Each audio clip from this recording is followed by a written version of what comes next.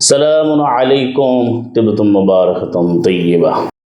ربي أعوذ بك من همسات الشياطين وأعوذ بك ربي أن يحضرون. بسم الله الرحمن الرحيم. الحمد لله وسلام على عباده الذين اصطفى. رب اشرح لي صدري ويسر لي أمري واحلل عقدة من لساني يفقهوا قولي.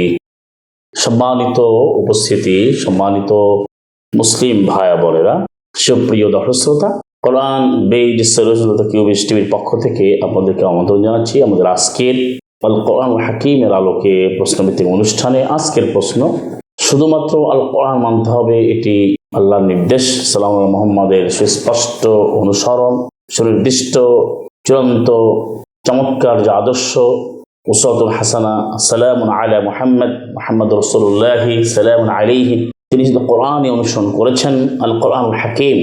শুধুমাত্র কোরআন মানতে হবে এই কথা বললে অনেকেই প্রশ্ন করেন। অত্যন্ত একটি গুরুত্বপূর্ণ প্রশ্ন, ভাইরাল কোশ্চেন যেটা আমাদের এসেছে, তা হচ্ছে কোরআনে কি কোথাও আছে যে সালামুন আলা মুহাম্মদ কোথায় জন্মগ্রহণ করেছেন বা তার জন্মস্থান? অর্থাৎ প্রশ্নটি হচ্ছে যে শুধু আল কোরআন মানব, অথচ যে কোরআন যার উপর নাজিল হয়েছে মুহাম্মদ রাসূলুল্লাহ সাল্লাল্লাহু আলাইহি, তার জন্মস্থান কোন স্থানে তিনি এসেছেন এবং কোথায় কোরআন নাজিল হয়েছে, সেটি কোরআনে কি আদৌ আলোচনা এসেছে?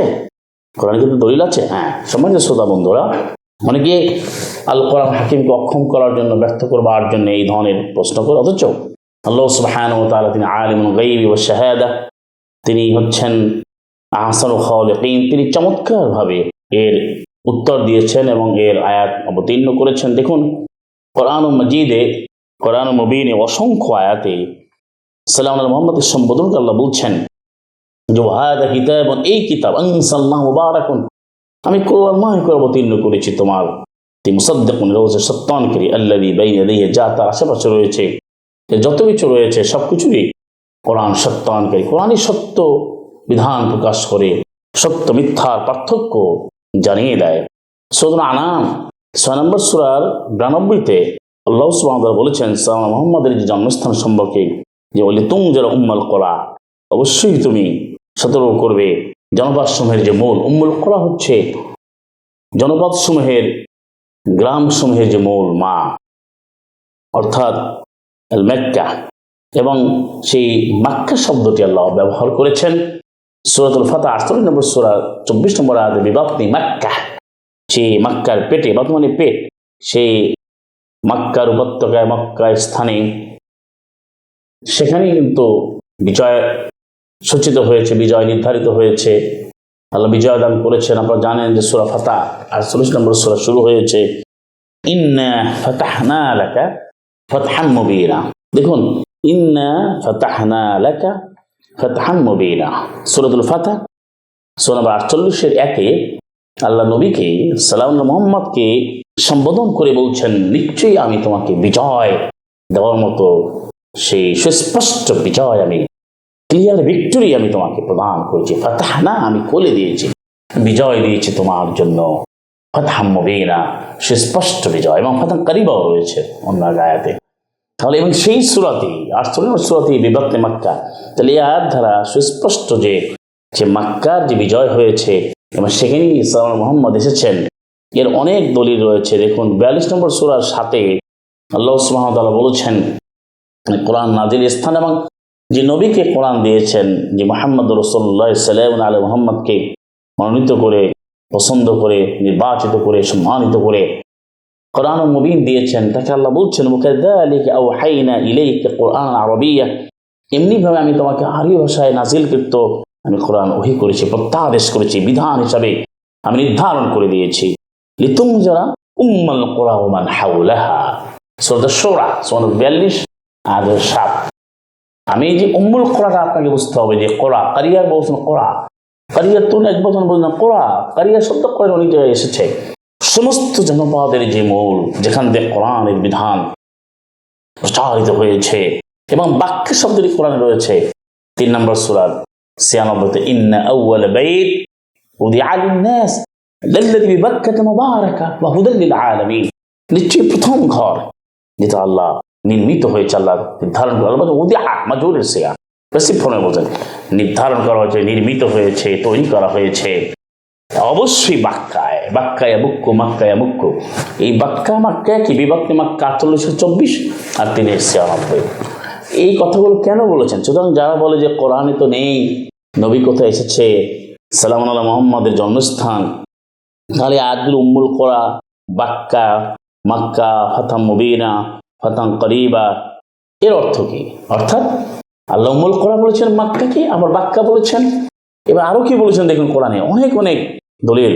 সূরা 3 95 নম্বর সূরা এর 3 নম্বর আয়াত, ওয়াহাদাল বালাদিল আমিন, ওয়াহাদাল বালাদিল আমিন। আল্লাহ শক্ত করে আল্লাহ সুবহানাহু ওয়া তাআলা শপথ করে বলছেন, ওয়াত-তিন ওয়াজ-যাইতুন ওয়া তুরি সিনিন ওয়াহাদাল বালাদিল আমিন।